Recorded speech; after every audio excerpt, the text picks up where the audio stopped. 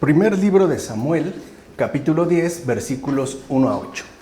Entonces tomó Samuel el recipiente de aceite, lo derramó sobre la cabeza de Saúl y luego lo besó diciendo: He aquí que el Señor te ha ungido como príncipe de mi pueblo Israel.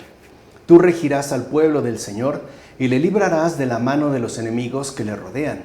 Esta es la señal de que Dios te ha ungido como príncipe sobre su heredad. ¿Qué significa la unción con aceite, sino la gracia del Espíritu que baja sobre la persona ungida? La gracia, lo mismo que el aceite, se derrama sobre ella, es decir, sobre la persona. Y este ministerio era llevado a cabo por los profetas, como afirma Juan Crisóstomo, contra los judíos. O sea que la unción de Saúl ya nos da a entender que él tiene que comportarse por medio de la gracia que le es concedida a través de esta unción. O sea, no puede dejarse llevar por sus criterios o por sus respectivas apetencias. Al contrario, tiene que manifestar un espíritu de honda receptividad y de profunda fidelidad con respecto a la gracia que le es concedida. Por eso, de entrada, podemos ver que no habría un problema serio en elegir un príncipe, un regidor, un rey que pueda encauzar al pueblo del Señor. El problema está en si este rey verdaderamente obra, guiado y asistido por la gracia del Espíritu o no. Allí es donde estaría de fondo el verdadero problema. Por eso los profetas lo que hacen es hacer visible esta cuestión ante los demás, incluso ante el propio que es ungido. Capítulo 10, versículos 9 a 16. En efecto, apenas había vuelto la espalda para alejarse de Samuel, le transformó Dios el corazón y en el mismo día le ocurrieron todas esas señales. Desde allí fueron a Gibeá, donde un grupo de profetas salió a su encuentro. Los que le conocían de antes y le vieron en trance con los otros profetas, se decían unos a otros: ¿qué le ha pasado al hijo de Quis? ¿También Saúl anda entre los profetas? Debemos tener cuidado al hablar del espíritu, ya que también un espíritu malo es algo que sobreviene. Y esta me parece a mí que es una lección fundamental, especialmente para estos tiempos. O sea, no creamos que porque se nos habla, por ejemplo, de una doctrina espiritual o de una práctica espiritual, significa que en efecto proviene del Espíritu del Señor, del Espíritu Santo. No, ya que en efecto también hay malos espíritus y estos también nos pueden llegar a sobrevenir. Por eso no caigamos en la precipitación y dediquémosle un tiempo al discernimiento en torno a la cuestión de este espíritu. En efecto, el Espíritu de Dios, tal, ¿no? Y como menciona la Escritura, convirtió a Saúl en otro hombre. Es decir, lo convierte en profeta. Cosa que, dicho sea de paso, la propia gente que lo vio en aquel momento confirmó al decir: así que también Saúl está entre los profetas. Pero también es verdad que después un espíritu del mal lo convirtió en alguien diferente, es decir, en un apóstata. Y esto ya, como iremos viendo a continuación, efectivamente sucedió. No olvidemos también que Judas, el cual durante un tiempo fue contado entre los elegidos, después entró el diablo en él y se convirtió en traidor. Por eso, creo que esta es una gran enseñanza que nos hace llegar Tertuliano en Sobre el Alma. Tengamos cuidado con la llegada de los espíritus, ya que no todos vienen de parte de Dios. Por eso les decía, no porque nos quieran engañar diciéndonos que se trata de una práctica espiritual o que es una doctrina muy espiritual o incluso que estamos ante una persona muy espiritual, eso no significa que sea partícipe del Espíritu del Señor, porque también hay espíritus malos y no todos vienen de parte de Dios, ¿no? El ejemplo claro está en Saúl. En un principio, el Señor en efecto lo dota con su espíritu y lo transforma por completo. Y la gente se da cuenta. Pero después viene un cambio súbito. Él también da cabida o recibe un espíritu que en definitiva no es del Señor.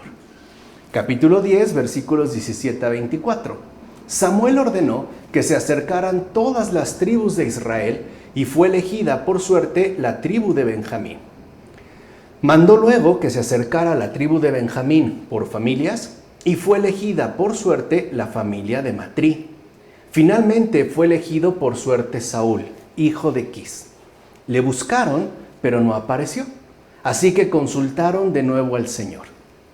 ¿Ha venido aquí este hombre? Respondió el Señor. Ahí está, escondido entre la impedimenta. Fueron corriendo y lo sacaron de allí. Al presentarse en medio del pueblo, sobrepasaba a todos de hombros para arriba. Samuel se dirigió a todo el pueblo. ¿Veis a quién ha elegido el Señor? No hay nadie como él en todo el pueblo. Y el pueblo entero gritó al unísono: ¡Viva el Rey! Mira, es común que en la escuela de las contrariedades de la vida, el corazón se someta a la disciplina. Pero cuando alguien alcanza la dignidad de un alto estado, por la rápida costumbre que genera la gloria humana, ese mismo corazón se llene de soberbia. Así pues, también vemos cómo las circunstancias de la vida, en especial cuando están relacionadas con algún estado elevado, es decir, con la adquisición de un determinado poder, asimismo nos expone a la soberbia. Y así ocurrió con Saúl, quien al principio, fíjense, al principio se consideró indigno y huyó, pero tan pronto como aceptó el gobierno, se ensoberbeció.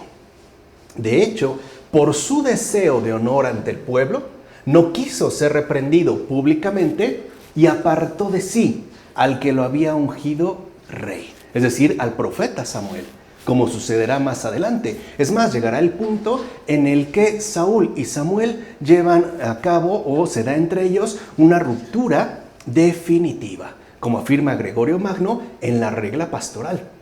Entonces, entendamos que la gracia que el Señor nos concede es inseparable de las circunstancias concretas de nuestra propia vida.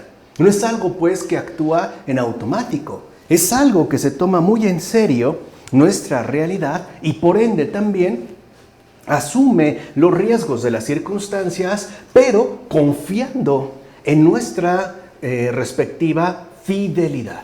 Por ejemplo, al principio, Saúl efectivamente se considera indigno. Podemos decir que manifiesta un cierto rasgo de humildad.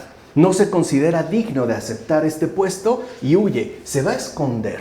Pero una vez que ya van por él, algo cambió. O sea, su corazón, digamos que expulsa la gracia concedida en un principio para colocar en su lugar una nefasta pasión, o sea, la soberbia. Y esto es lo que le irá trayendo, fíjense, desde el inicio, problemas cuyas consecuencias serán cada vez más y más graves. Bueno, como dice Gregorio Magno en la regla pastoral. En todo caso, hay algunos hombres que ante Dios son heno, mientras que ante los seres humanos son juzgados por santos. Por eso les decía, cuidado con toda esta afirmación de que se trata de algo espiritual. Y en particular cuando lo referimos a una persona en concreto.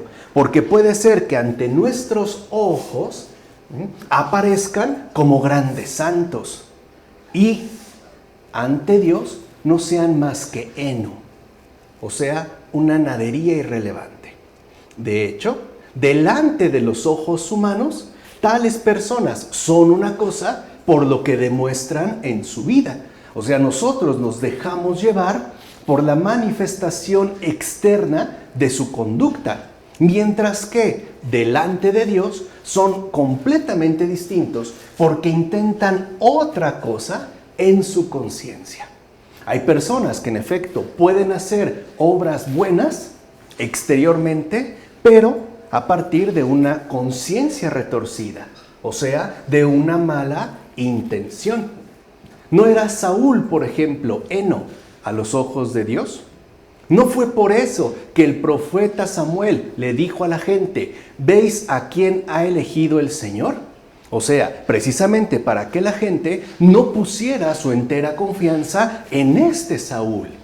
Que se diera cuenta, pues, del tipo de persona que era, que no se dejara llevar por las meras impresiones, sino que atendiera a esta importante advertencia que el Señor les estaba haciendo. Y ya sabemos cuál fue la respuesta de parte del pueblo. El pueblo entero al unísono gritó, ¡viva el rey! Es tanto como decir, no nos interesa lo que tú nos dices, Señor Dios. Queremos lo que vemos ante nuestros ojos y nada más. Entonces, la lección, en este caso, es muy pertinente. Suele suceder que lo que la gente aprueba, el Señor lo reprueba. Y viceversa. Suele suceder que aquello que el Señor reprueba, la gente aprueba. Estamos como en dos mundos completamente opuestos, como dice Gregorio Magno en sus libros morales. Capítulo 10, versículos 25 a 27. Samuel expuso al pueblo el derecho del rey. Lo escribió en un libro y lo depositó ante el Señor. Después despidió al pueblo, cada uno a su casa.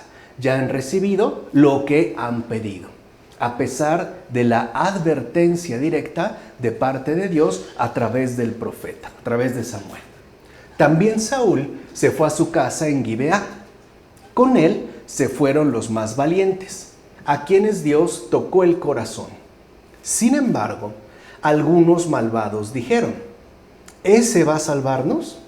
Y le despreciaron y no le llevaron presentes. Pero él simuló no oír nada. Mira, cuando Dios quiso darle a Saúl el reino, los israelitas eran libres, tanto para someterse o no a este rey. O sea, no estaban obligados a someterse a este rey. Recuerden que ya antes les había leído, digamos, aquellos aspectos que le iban a corresponder y que básicamente se reducían a un perfil bastante definido de una tiranía de sometimiento, y eran libres de aceptarlo o de rechazarlo como para resistirse a Dios. O sea, podían ciertamente rechazar lo que solicitaban y Dios les ofrecía, o bien podían simplemente rechazar, digamos, esta oferta y aceptar dócilmente aquello que el Señor les ofrece. Entonces, cuando Dios quiso darle a Saúl el reino, los israelitas eran libres, tanto para someterse o no a este rey, como para resistirse a Dios.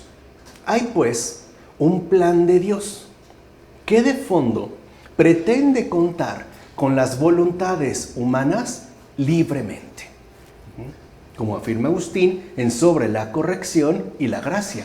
Y me parece que esto también es algo fundamental. Dios tiene un plan, pero este plan, o a este plan, no son llamados sometidos. Es decir, uno no colabora con Dios contra su voluntad. Uno puede colaborar con Dios si quiere, es decir, de manera genuinamente libre, pero no hay ningún tipo de obligación. Entonces Dios manifiesta sus planes, esperando contar libremente con la voluntad de aquellos hacia los que se dirige este plan, pero no por eso obliga o coacciona para quedar sometidos a dicho plan. O sea, en pocas palabras, podemos decir que Dios siempre obra con una muy buena intención, y en particular en todo lo relacionado con nosotros. En todo caso, cuando Dios quiere realizar una cosa en cuya realización conviene que intervenga también la voluntad humana, Él mismo nos ayuda con su gracia. O sea, el hecho de colaborar libremente con Dios es también una gracia aceptada por parte nuestra. Si Dios tiene un plan, pero es necesario, pues, o conviene en esta realización, porque no es estrictamente necesario, sino conveniente, ¿no? Conviene que intervenga también otra persona en la realización de este plan. Él mismo nos ayuda con su gracia. Por ejemplo, para aceptar y llevar a cabo lo que Él está queriendo, lo que Él ciertamente está planeando. Es decir, inclinando nuestro corazón para que se quiera aquella cosa. O sea, el Señor prácticamente nos ayuda en todo, en todo. Dios, en efecto, puede obrar en los corazones humanos de tal manera que sin alterar su libertad, los conduzca hacia un buen propósito. Por eso les decía, el Señor nos auxilia absolutamente en todo y muy en particular cuando se trata de cosas buenas. Ahí el Señor puede obrar en los corazones humanos de tal manera que, por una parte, no altera para nada nuestra libertad. Y no obstante, a pesar de esta intervención de gracia, nos ayuda a conducirnos hacia el buen propósito. Esto es claro en el caso del rey Saúl. En efecto, que fuera elegido para reinar temporalmente significa que no está a sí mismo llamado a reinar eternamente con Dios. Dios quiere que los que gobiernan obren siempre según la constitución de los reinos terrenos y celestes. O sea que el gobernante, en general todos, pero muy en particular el gobernante, aquella persona que ejerza la gobernanza, debe obrar con justicia y absoluta rectitud ante Dios y ante los seres humanos.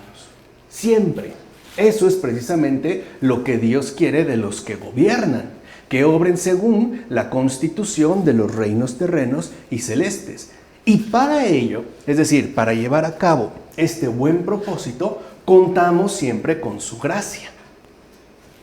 No nos pide absolutamente nada que Él mismo no nos conceda. Por eso, de fondo, colaborar con Dios o no depende de si puedo o no puedo. Depende de si quiero o no quiero.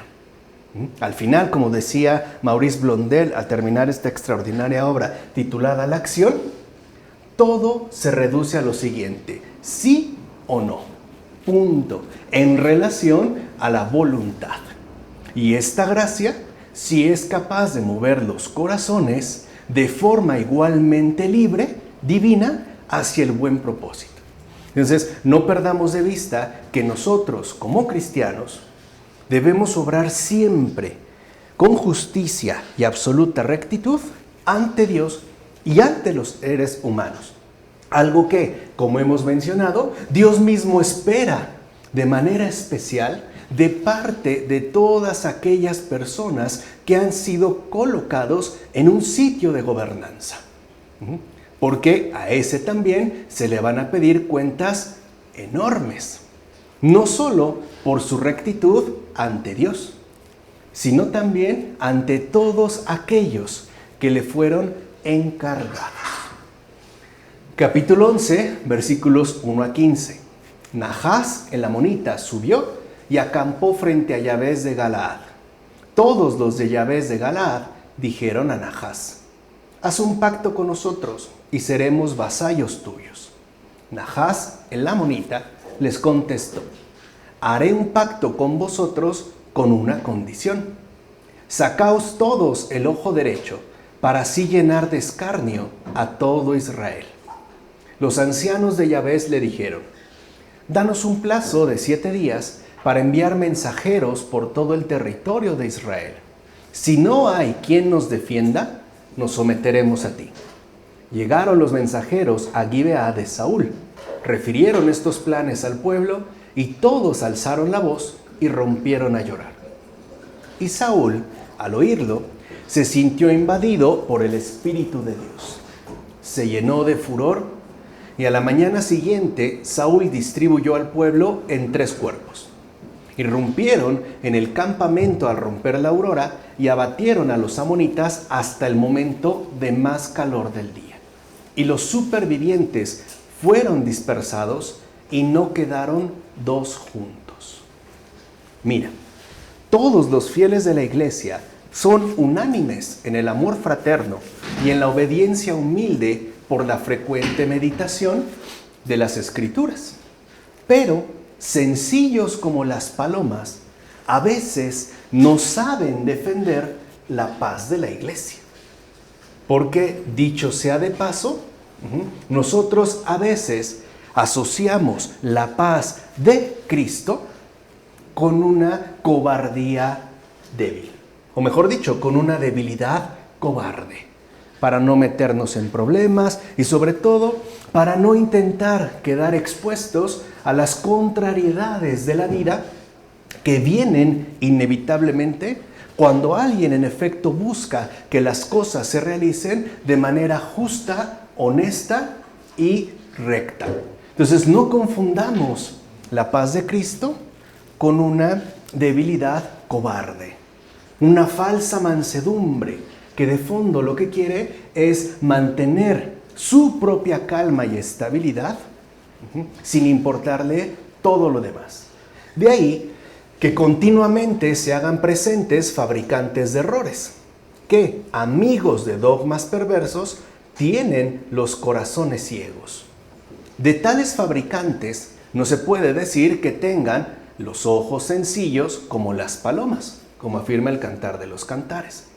Todo lo contrario, estos se empeñan en sacar el ojo derecho a sus oyentes, es decir, el sentido sobrenatural para que aquellos queden igual de tuertos, que si recuerdan es la propuesta que se les hace a esos israelitas, que todos se saquen el ojo derecho, o sea que renuncien definitivamente al sentido de lo sobrenatural. Y por ende, de fondo, lo que se busca es que renuncien al seguimiento y obediencia de Dios. En efecto, lo que pretenden, entonces, es imposibilitar la lucha ordinaria que hemos de mantener contra los espíritus malignos. Y lo peor de todo es que la mayoría de nosotros sí estamos tuertos. O sea, no nos damos cuenta que, querámoslo o no, estamos ya en una lucha ordinaria contra los espíritus malignos. Y no vemos que en efecto estamos en lucha y peor aún, ni siquiera nos damos cuenta que esta lucha no es contra mi vecino, no es contra mi prójimo, es contra los espíritus malignos. No sabemos nada de esta lucha, no la vemos, estamos tuertos, hemos perdido, estamos anémicos del sentido sobrenatural.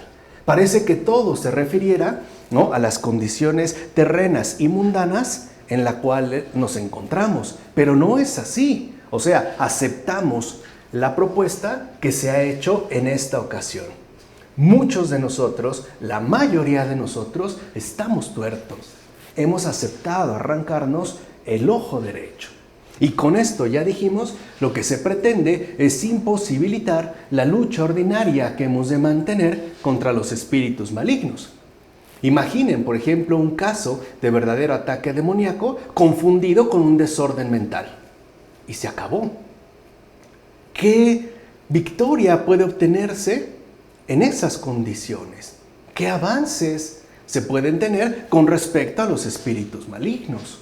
En efecto, los que sostienen dogmas perversos quieren que no estemos realmente preparados para la lucha. Y por eso buscan propagar sus errores por todos lados. Esta es pues la razón por la que Nahás quería sacar el ojo derecho a los yavitas, pues así, al cubrir la parte izquierda de su cara con los escudos, no podrían hacer tanto con el enemigo como era de esperarse. Están pues imposibilitados para el buen combate. Porque si se sacan el ojo derecho y en la izquierda en efecto se portaba el escudo, al momento de cubrirse, del otro lado no veían prácticamente nada. Y eso los transformaba en seres verdaderamente vulnerables ante el enemigo. Porque ni siquiera ven dónde se encuentra, cómo maniobra y, peor aún, de qué manera se acerca y ataca. En consecuencia, tengamos mucho cuidado con los fabricantes de errores, ya que, en definitiva, ponen en serio peligro tanto nuestro combate espiritual como nuestro afán de salvación, como afirma Beda en los comentarios a los libros de Samuel. Y me parece que tiene toda la razón. Hoy está en grave peligro nuestro combate espiritual. Nos están venciendo fácilmente e incluso hemos accedido a la peor de las derrotas, ya que ni siquiera nos damos cuenta que estamos en un combate contra los espíritus malignos. Pero también, cuando la cosa no llega tan lejos, también es verdad que de una manera sumamente sutil se pone en riesgo, en grave riesgo, nuestro afán de salvación. ¿Cuántos, por haber perdido el sentido de lo sobrenatural, digámoslo de una manera extremadamente resumida, cuántos, por haber perdido el sentido del más allá, se quedan estancados y hundidos en el más acá? ¿Cuánta mundanidad por no conservar de manera ferviente y ardiente nuestro afán de salvación? ¿Cuántas personas consideran, por ejemplo, que el único propósito de su vida es viajar alrededor del mundo o adquirir un auto de hiperlujo? Bueno, ok, ¿y dónde está el afán de salvación? Se ha perdido de vista, ¿no? ¿Debido a qué? Estamos tuertos. Pero los prudentes en la fe contestaron a los herejes como era debido, ya que veían hablar a la antigua serpiente. En efecto, no quisieron aceptar la sugerencia hecha por medio de Nachás, y más bien apelaron a la luz septiforme del Espíritu Santo. Vean cómo Nachás, ¿no?, un hereje, les hace la sugerencia que acabamos de describir, qué es lo que contiene de fondo. No obstante, los yavitas, por pertenecer al pueblo de Israel, recurren de inmediato a ese sentido sobrenatural. O sea, se resguardan al amparo del Señor.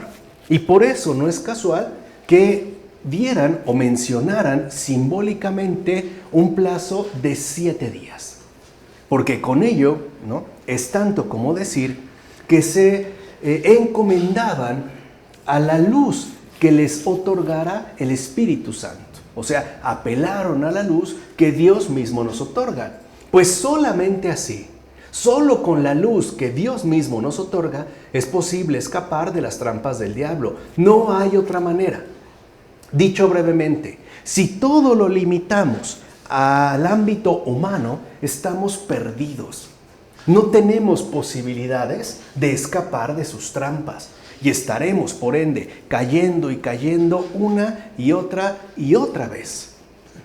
Por eso, en efecto, los yavitas, de manera simbólica, mencionan esos 7 días, que es la luz septiforme del Espíritu Santo, y con ello vemos que, en su prudencia, escapan de la tentación, acudiendo a la defensa de la fe.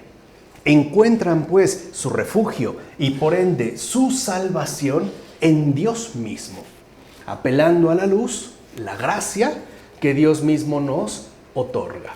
Vean qué importantes son estos pasajes, aun cuando en una primera leída parezcan incluso como de poca valía, de poco peso, ¿no?, como dice Beda en los comentarios a los libros de Samuel.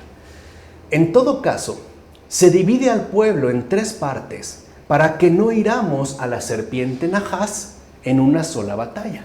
Es decir, aquí también los israelitas están siendo tentados por el demonio y con ello se nos está poniendo al descubierto la lucha espiritual. Entonces se divide al pueblo, como hace Saúl, en 3 partes para que no hiramos a la serpiente Nachás en una sola batalla.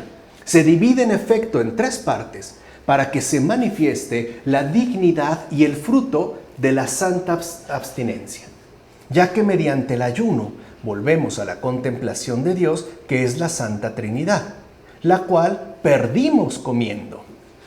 Vean esta relación en base al ayuno, la serpiente y finalmente la caída. De ahí que los ayunos sean prescritos por la ley, por los profetas y por el Evangelio.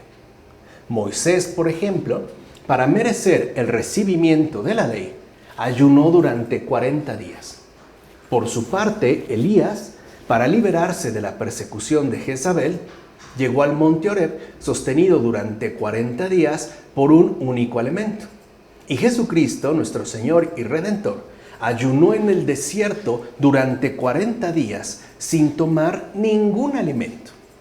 Por eso Saúl dividió en aquel entonces al pueblo en 3 partes, pues los ayunos de la ley, de los profetas y del Evangelio se presentan como ejemplos de abstinencia y triunfo sobre los poderes adversos, como afirma Gregorio Magno en la exposición al libro Primero de los Reyes. Y ojalá ya puedan ir captando la enorme coherencia de aportación y su extraordinaria riqueza que contienen las Escrituras.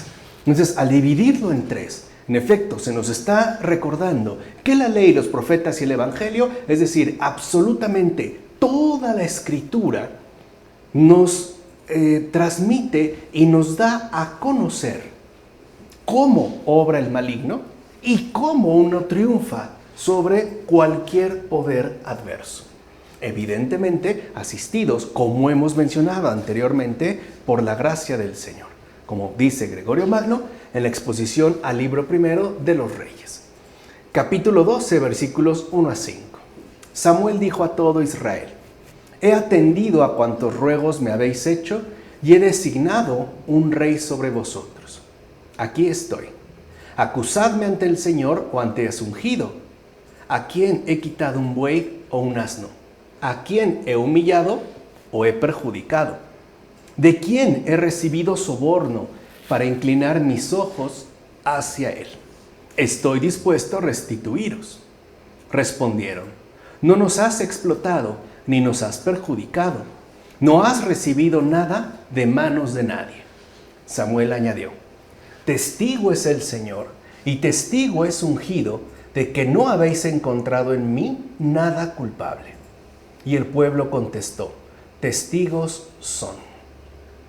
Como hemos escuchado, nadie culpa a Samuel de nada. O sea, Samuel, en tanto profeta, o precisamente por ser profeta, es una figura intachable. Y el motivo de su alocución no fue la vanagloria. No es porque quisiera vanagloriarse ante los demás o colocarse en un pedestal por encima de los otros. No, sino que habló por lo siguiente: ya que había nombrado a un rey para el pueblo, deseaba sinceramente educarle ante el pueblo mismo para que fuera justo, amable y cordial. O sea, Samuel habla de esta manera para educar a Saúl como modelo de rey. Le está dando pues ejemplo. Si el profeta es irreprochable, el rey también tiene que serlo. No puede ser señalado ni acusado por absolutamente nadie.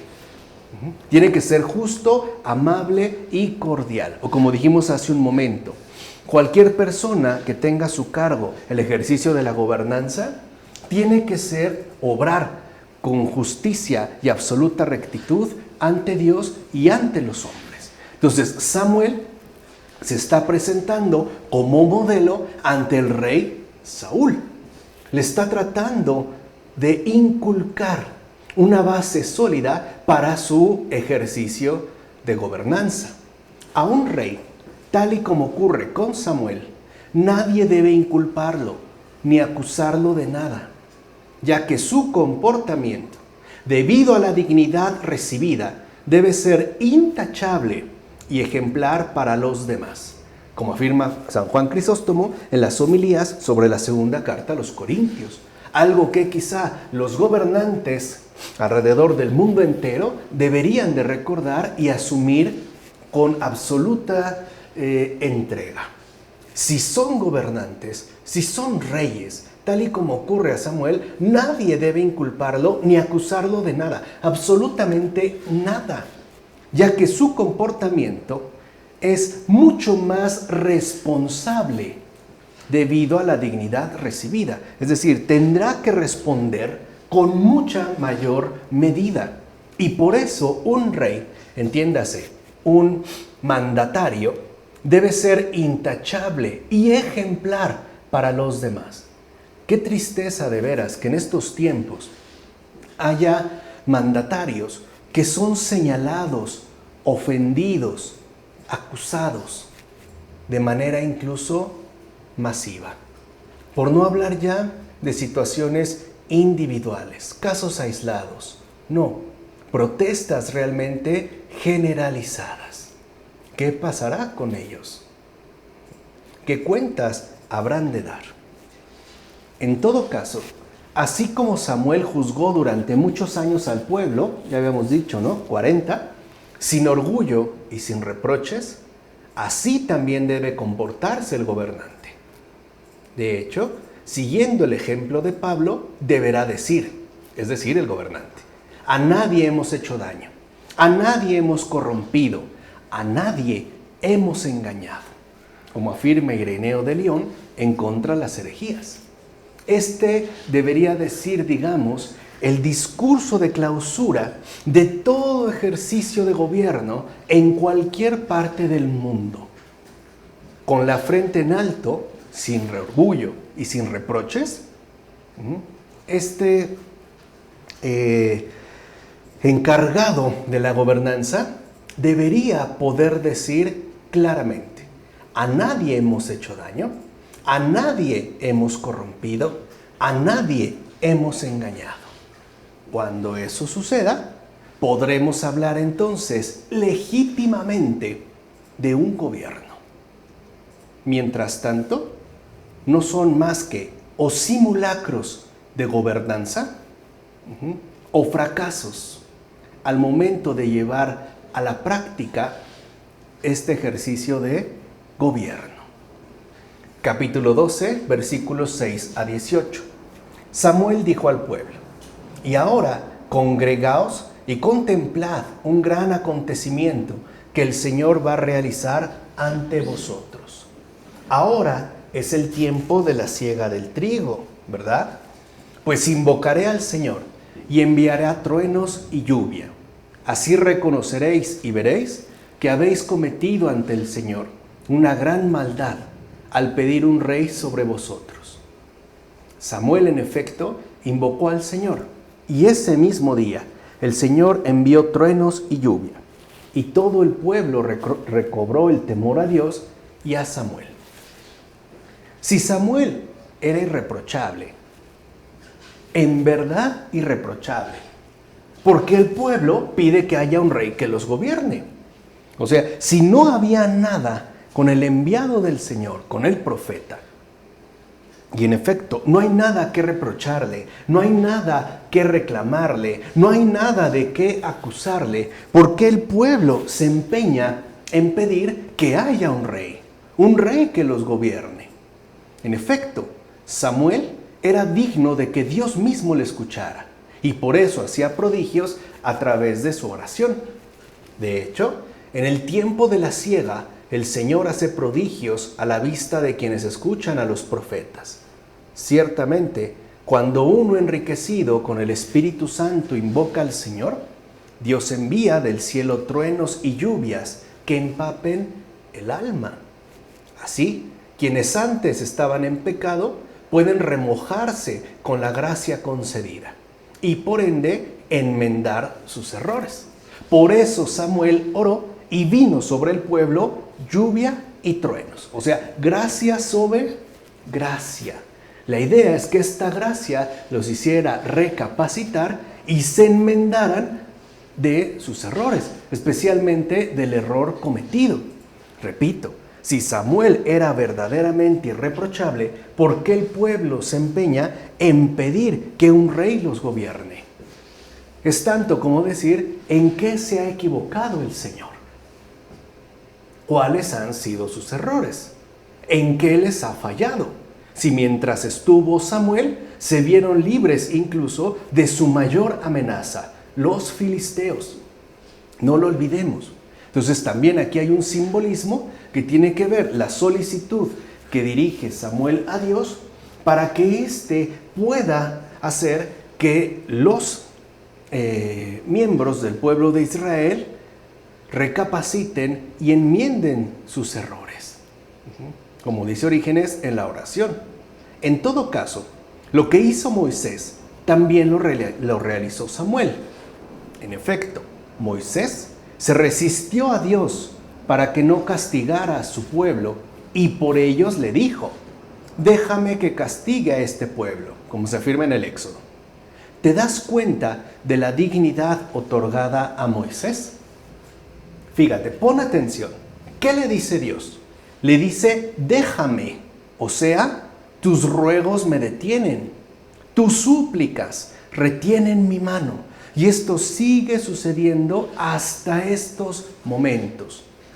Una oración sincera al Señor sí le pone límites. Y esto significa que el Señor se ha comprometido a fondo con nosotros. En síntesis, ¿qué le dice Dios a Moisés? Tus oraciones protegen al pueblo.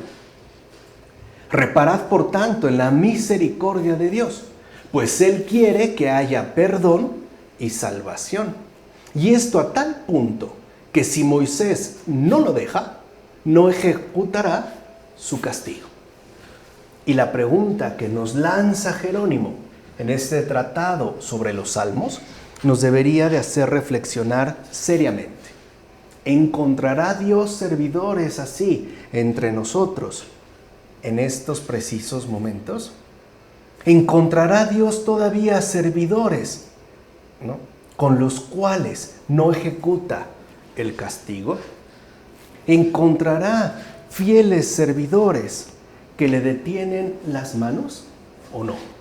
¿Encontrará, pues, corazones ardientes de amor hacia el prójimo o no? Capítulo 12, versículos 19 a 25. Samuel tranquilizó al pueblo: no temáis, vosotros habéis cometido esta maldad. En adelante no volváis la espalda al Señor. Servidle con todo vuestro corazón. No os alejéis tras los que no son nada, que ni os aprovechan, ni os salvan, porque no son nada. En verdad, el Señor, por el honor de su gran nombre, no abandonará su pueblo, porque el Señor se ha dignado hacer de vosotros su pueblo.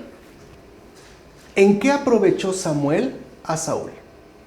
¿Acaso no le lloró hasta el final de su vida y rezó en su favor? Y más aún, ¿qué provecho sacaron de Samuel los israelitas? ¿Acaso no decía: lejos de mí pecar contra el Señor, dejando de rogar por vosotros? ¿No era, digamos, una directriz fundamental de vida para Samuel? Lejos de mí pecar contra el Señor, dejando de rogar por vosotros. ¿Y no perecieron todos?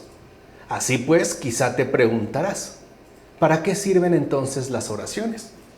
Las oraciones sí sirven, pero cuando nosotros las acompañamos con hechos. En efecto, las oraciones cooperan y ayudan a la acción.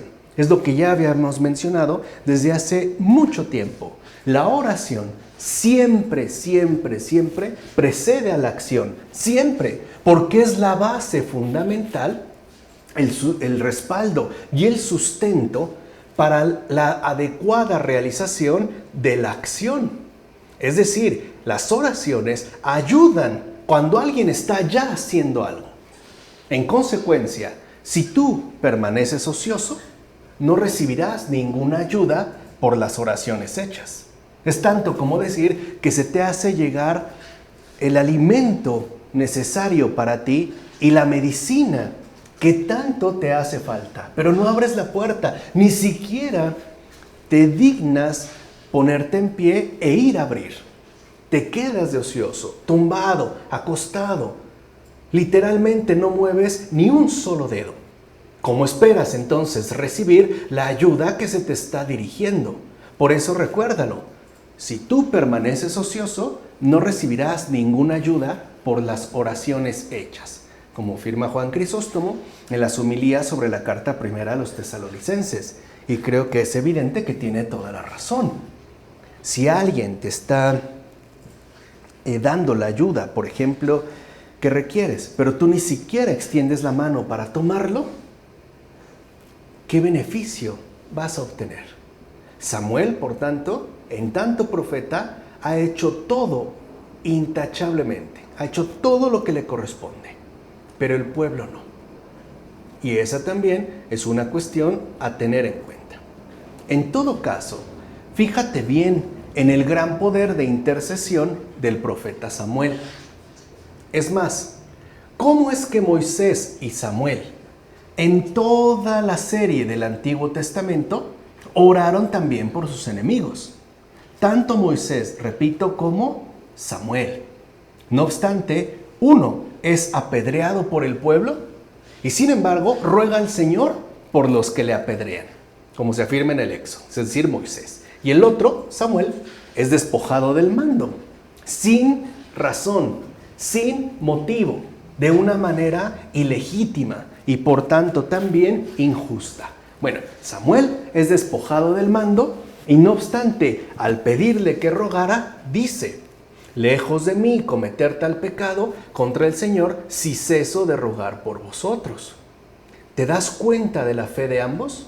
En efecto, ninguno de ellos, ni Moisés ni Samuel, busca su propio provecho, sino el bien de todos los demás, todos, aunque se trate de enemigos.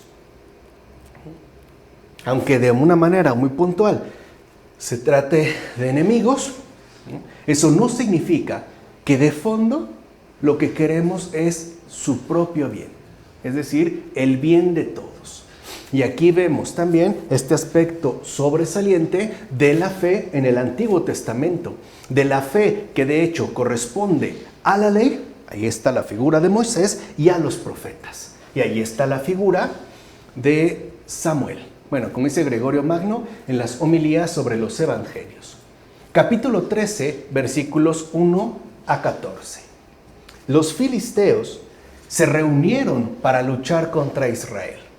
30,000 carros, 6,000 caballos y un ejército tan numeroso como las arenas del mar.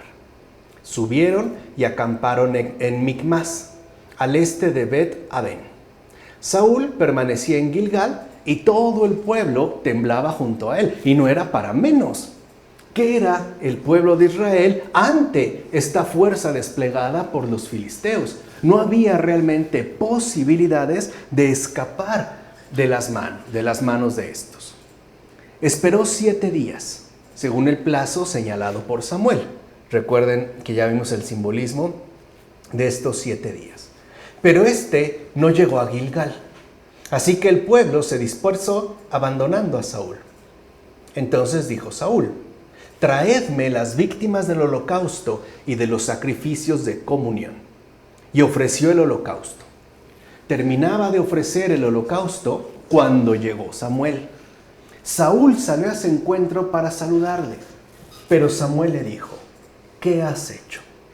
Saúl respondió: al ver que el pueblo se dispersaba y me abandonaba, que tú no venías en el plazo señalado y que los filisteos estaban congregados en Micmas, me dije: ahora bajarán los filisteos a Gilgal contra mí y todavía no he aplacado al Señor. Así que me sentí obligado a ofrecer el holocausto. Entonces Samuel dijo a Saúl: has obrado como un necio. No has guardado los preceptos que el Señor tu Dios te ordenó. Acuérdense de esa inversión que se da en torno a Saúl, entre el buen espíritu y el mal espíritu.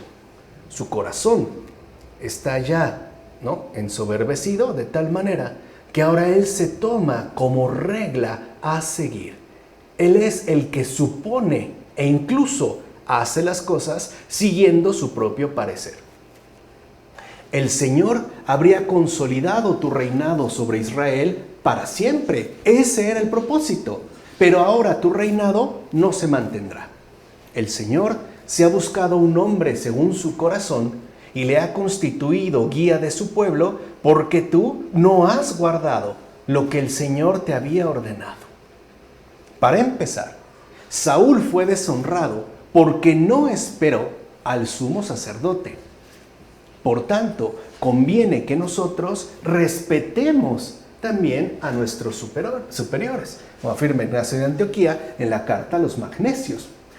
Es decir, también debemos de ser pacientes. Si, por ejemplo, asistimos a una celebración litúrgica y el sacerdote o el presbítero no llega, quizá porque se le hizo tarde o tuvo alguna dificultad o qué sé yo, por eso entonces nosotros empezaremos la liturgia o la celebración litúrgica. ¿De verdad nosotros somos los que vamos a consagrar el vino y el pan? No.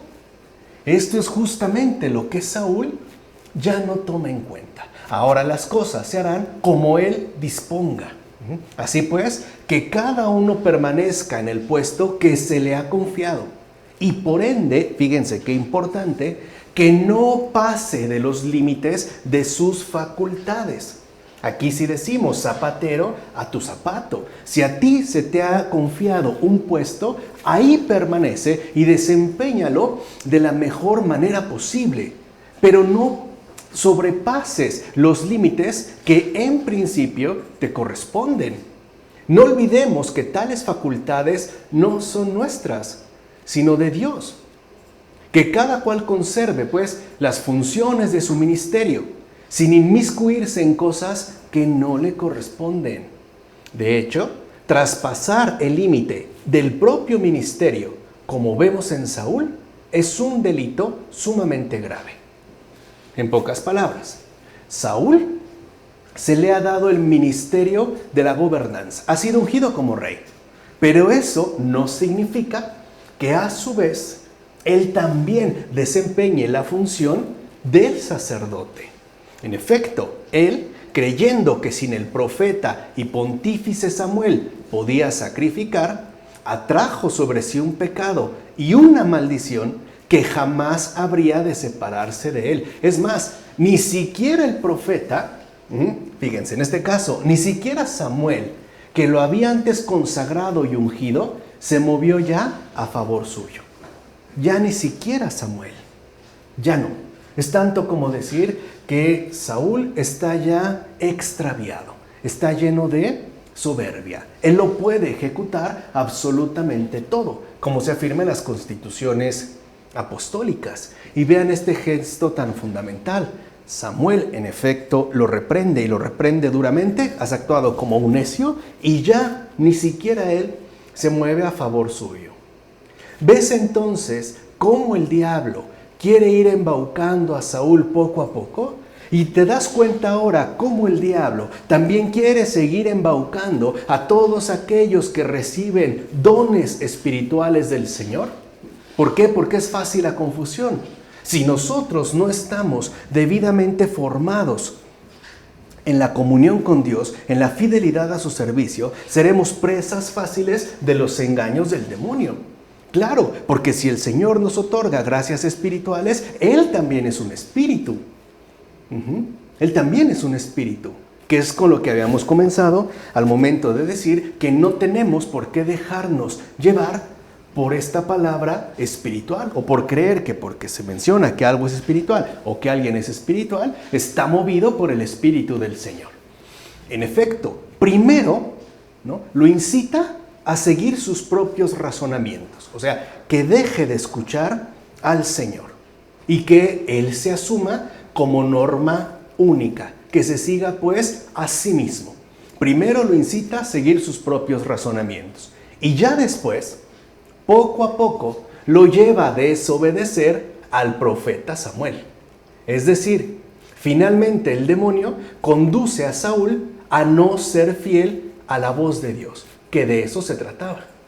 Ahora, para no ser fiel a Dios, el diablo nos propone ser fieles a nosotros mismos. porque es el mayor, digamos, la mayor seducción a la que nos podemos ver expuestos. En consecuencia, fíjense, cuando Samuel le reprende, Saúl se excusa poniendo la prioridad de los enemigos. No es el mismo tipo de excusación que realizan Adán y Eva en el jardín después de haber cometido el pecado. Vean cómo Saúl, por ejemplo, lo mismo que Adán, lo mismo que Eva, ni siquiera reconoce su error y pide perdón. No, se excusa. Y se excusa poniendo la prioridad de los enemigos. Claro que, como dijimos, es real, es notoria. Pero los enemigos no son la prioridad. La prioridad es la voz del Señor, o sea, su fidelidad. Y cuando debería más bien llorar y arrepentirse de lo que ha hecho, se queda más bien como quien no ha hecho nada malo. Como diciendo, bueno, ¿qué pasó? ¿No? Ocurrió esto y esto y esto. Yo pensé, yo hice. Pero vean cómo esto lo lleva a desobedecer al profeta Samuel. Y con ello, a la infidelidad con respecto a Dios. Luego Dios le mandó el castigo de los amalecitas y también en esto desobedeció. Por eso hay que tener muchísimo cuidado con la desobediencia, ya que de aquí pasó a los pecados contra David. Y así, poco a poco, fue resbalando sin parar, hasta que por fin se precipitó en el abismo de su perdición, cosa que, sin lugar a dudas, era el propósito del diablo desde el principio. Porque en efecto, si algo busca el diablo con afán, es nuestra perdición. Y esto lo hará desde el principio. Lo que cambia es la estrategia. Si él nos propusiera un pecado grave abiertamente, sería muy fácil rechazarle. Pero si no es así, si empieza con sugerencias leves, es mucho más probable que no se enganche y que a partir de ahí nos vaya llevando poco a poco hacia pecados más graves y más graves, hasta que por fin terminemos precipitándonos en el abismo de la perdición. Incluso podemos decir en el abismo de su perdición, es decir, de la propia perdición del diablo. Recuerden que él es el anticamino, ¿no? Como ya lo expusimos con el libro La fe de los demonios de Fabrice Ayash. Bueno, como dice Juan Crisóstomo en las homilías sobre el Evangelio de Mateo. De hecho, así como a los extranjeros que no eran de la tribu de Leví, no les estaba permitido ofrecer cosa alguna, ni acercarse al altar sin el sacerdote, así vosotros no hagáis nada sin el obispo. Y si alguno hace cualquier cosa sin el obispo, en vano hace aquello, y por ende no le será reputado como cosa buena, aun cuando exteriormente lo sea, porque está basado en la desobediencia y en toda la serie de consecuencias que esto acarrea. Y así como Saúl, al ofrecer sacrificios sin el sacerdote, o yo, lo has hecho neciamente, así también el laico que hace algo sin el sacerdote se fatiga en vano, como se afirma en las constituciones apostólicas. Ahora bien, las palabras que Samuel dice a Saúl no deben entenderse como si Dios hubiera dispuesto que Saúl reinara eternamente y no quisiera luego guardar su promesa, pues no ignoraba que habría de pecar. En todo caso, había aparejado su reino, eso sí, para que fuera figura del reino eterno. Por eso añadió, y ahora tu reino no subsistirá para ti. En efecto, subsistió y subsistirá lo figurado por él, pero no subsistirá para él, porque no reinará ni él ni su descendencia eternamente. Se trató pues de una figura que habla del reino de eternidad, como dice Agustín en La Ciudad de Dios. Y también podemos decir que en efecto, aunque Dios sabe que va a pecar, o que al menos es una enorme posibilidad, Dios obra con la mejor de las intenciones, confiando en la gracia que, en la recepción de la gracia que Él mismo nos concede. Por eso el Señor sigue adelante. Mira, David fue perseguido y Jesús sufrió por la persecución. David fue ungido por Samuel para que ocupara el trono de Saúl, que había pecado. Y Jesús fue ungido por Juan para que fuera sumo sacerdote en lugar de los sacerdotes prevaricadores de la ley. David reinó en primer lugar sobre una sola tribu y más tarde sobre todo Israel. Y Jesús reinó primeramente sobre unos pocos que creyeron en él y más tarde reinó sobre el mundo entero. Cuando David tenía 30 años, recibió la unción de Samuel y Jesús, a la edad de 30 años también, recibió la imposición de manos de parte de Juan. David se casó con 2 hijas del rey y Jesús igualmente recibió a 2 hijas regias, a saber, la comunidad del pueblo judío y la comunidad de los demás pueblos, o sea, los gentiles. David devolvió el bien a su perseguidor Saúl y Jesús nos enseña: orad por los que os persiguen, así en el Evangelio de Mateo. Así pues, David tenía un corazón según Dios. David, de hecho, recibió la realeza de su perseguidor Saúl y Jesús también recibió la realeza de Israel, asimismo su perseguidor. David derramó sus lágrimas sobre su enemigo muerto y Jesús lloró por Jerusalén. David entregó el reino a Salomón y se reunió con su pueblo. Y Jesús entregó las llaves a Pedro y subió allá donde pertenecía, es decir, a la derecha del Padre.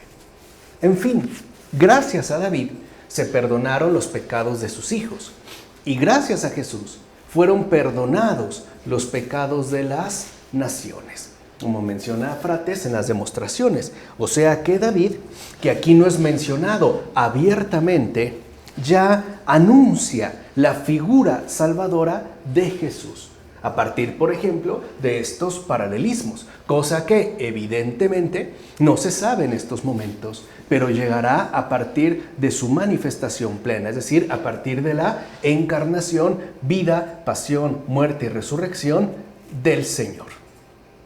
Y esto es por eso se habla de un hombre según su corazón. David era un hombre según el corazón de Dios. Ahora bien, ¿por qué se dice que el Señor, perfecto conocedor del futuro, ha encontrado en David a alguien según su corazón cuando este hombre cometió enormes crímenes? Porque eso también es algo muy importante de tener en cuenta. Es decir, ya habíamos hablado de estos contrastes fundamentales que ya se nos establecen en estos 2 libros de Samuel. O sea, ¿por qué se habla de que David es un hombre, un ser humano según el corazón de Dios, cuando éste mismo cometió enormes crímenes? Porque asimismo Dios previó en él tan gran piedad y tan sincero arrepentimiento y penitencia que fue encontrado agradable el Señor. Es decir, lo que vemos es que el Señor se toma muy en serio nuestra realidad humanamente concreta. Sabe que cualquiera de nosotros es pecador y que incluso como pecador tiene la posibilidad de cometer enormes crímenes. Sí, pero también es verdad que nos podemos ver movidos por un sincero arrepentimiento cuya penitencia, es decir, cuya conversión, sea lo que el Señor encuentre agradable. O sea que aquí el peso no está en el pecado cometido, sino en el sincero arrepentimiento. Y esto por consideración a nosotros. O sea, para que veamos cómo el Señor nos toma muy en serio y obra realmente en todas las circunstancias. David ciertamente pecó, pero asimismo borró sus pecados con piadosa humildad. Y a veces eso es lo que nos falta. El pecado ya está. Pero ¿qué hay de una piadosa humildad? Los enormes crímenes ya están, de acuerdo. ¿Y qué hay de un sincero arrepentimiento? ¿Qué hay de una debida, recta y plena conversión? Ya está el pecado. Bueno, ¿y qué más? ¿Qué nos falta para ser agradables al Señor? Obviamente no son la enormidad de nuestros crímenes ni los pecados cometidos, sino el sincero arrepentimiento y la piadosa humildad. Eso es lo que nos está faltando. ¿O no acaso fue el mismo David quien hizo sincera penitencia de sus pecados? O sea que un ser humano, según el corazón de Dios, es aquel que en efecto posee un espíritu contrito, como afirma Agustín en la respuesta a las 8 preguntas de Dulcitio. Un espíritu contrito, implica en efecto un arrepentimiento sincero y una piedad humilde, honesta. Esto sí está a nuestro alcance. Así pues, un hombre conforme al corazón de Dios es aquel que no persigue en la guerra a sus enemigos, aquel que no se enfrenta con las armas a quien le tiende acechanzas, sino que, a ejemplo del Señor, cuando es perseguido, más bien reza y suplica por sus enemigos, cosa que también hace David. De hecho, hasta se alegra cuando es odiado según la bondad de su corazón, como afirma Hilario de Poitiers en el Tratado sobre los Salmos. Entonces, una persona, según el corazón de Dios, es aquella que incluso hasta se alegra cuando es odiado, porque la propia bondad de su corazón no le permite otra cosa. Y esto se alcanza por medio de responder adecuadamente a las circunstancias que se nos presentan. Si somos perseguidos, si somos ofendidos, si estamos siendo atacados, bueno, nos ponemos en marcha para destruir, tomamos las armas, pues, para levantar una enorme guerra cuyas consecuencias incluso ni siquiera podemos llegar a prever, o por el contrario, a ejemplo del Señor mismo, nos ponemos a rezar y suplicamos a Dios por nuestros enemigos, que sea Él quien nos libre de todo mal. Así pues, también es importante que nosotros pues examinemos, ¿no? Aunque sea de una manera más o menos adecuada, si hay bondad en nuestro corazón o no. Cuando alguien nos persigue, por ejemplo, a causa de la justicia, ¿qué queremos? ¿Que sean aplastados, humillados para nosotros regocijarnos en su infortunio? ¿O por el contrario, que se corrijan, que se enmienden, que se arrepientan y que juntos podamos alabar al Señor? En consecuencia, podemos decir entonces que Dios toma sus decisiones no por enemistad, sino según la pura virtud del alma. En efecto, que alguien, por la gracia divina, perdone las faltas a sus enemigos y se muestre libre de ira, que asimismo se muestre compasivo con los que le han perjudicado, es algo en verdad admirable, ¿o no? ¿Y de quién proviene semejante gracia? Pues de Jesucristo el Señor. Eso es lo que el Señor nos ofrece. Ahí es donde vemos, ¿no?, las grandes bondades que Él nos quiere siempre hacer llegar. Otra cosa es si lo recibimos o no. Recuerden a Michel Henry en esta cuestión de la receptividad. En efecto, si seguimos los preceptos de la ley antigua, los cuales permiten arrancar ojo por ojo y diente por diente, ¿quién no se turbará ante aquel que pasa por encima de lo establecido y se adelanta, por tanto, a la sabiduría apostólica, que es lo que hace David? Como dice Juan Crisóstomo en las homilías sobre David y Saúl. Por eso es figura también del Señor. En este sentido particular de que pasa, más lleva a plenitud lo establecido. Y por ende, David se adelanta ya a la sabiduría apostólica, a la gracia transmitida por nuestro Señor Jesucristo. En todo caso, y ya con esto terminamos el día de hoy, resulta sorprendente que alguien aprobado en el pasado sucumba después. Saúl, bueno para los demás, es arruinado después por la envidia. En cambio, David, bueno según el corazón de Dios, no según nuestras humanas apreciaciones, se hace después reo de homicidio y estupro. Y Salomón, agasajado por el Señor con toda sabiduría, es inducido después a la idolatría. ¿Por qué? Para que nos quede claro que solamente al Hijo de Dios le está reservado el permanecer sin delito. Es decir, solamente Jesús, el Hijo de la Virgen María, es el verdadero inocente, con mayúscula. El justo, con mayúscula. El santo, con mayúscula. Solo tú eres santo, Señor. Solo Él.